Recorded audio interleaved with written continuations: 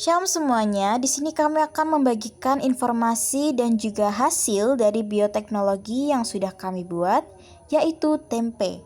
Apa itu bioteknologi konvensional? Jadi, bioteknologi konvensional adalah memanfaatkan organisme secara langsung untuk menghasilkan produk yang bermanfaat bagi manusia lewat proses fermentasi.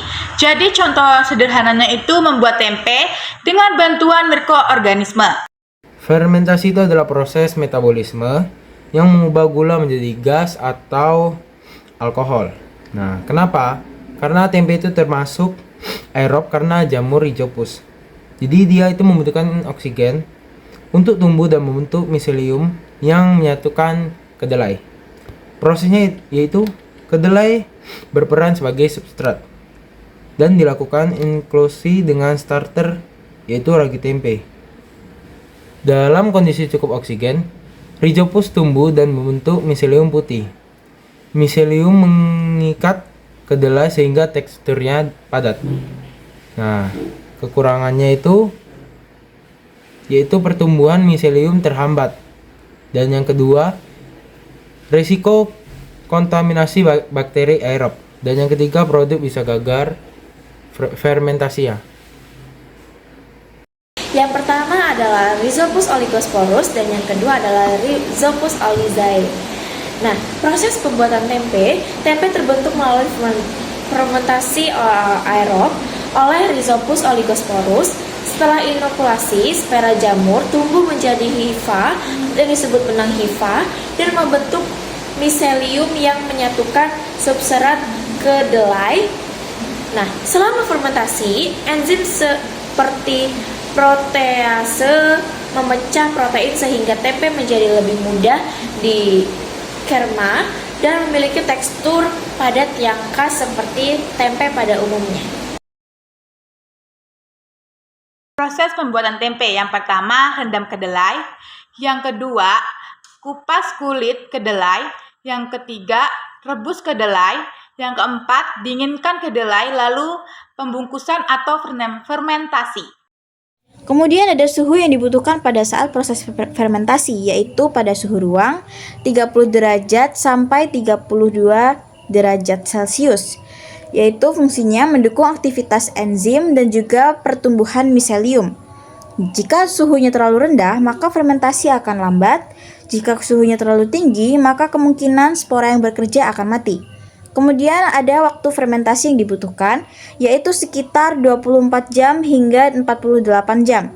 Nah, fungsinya yaitu spora akan menjadi benang hifa, kemudian miselium akan menyatukan kedelai. Nah, jika waktu fermentasi terlalu cepat, maka yang terjadi adalah belum padat.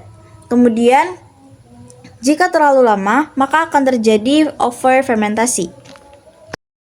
Kemudian saya akan menjelaskan hasil dari proses fermentasi kami.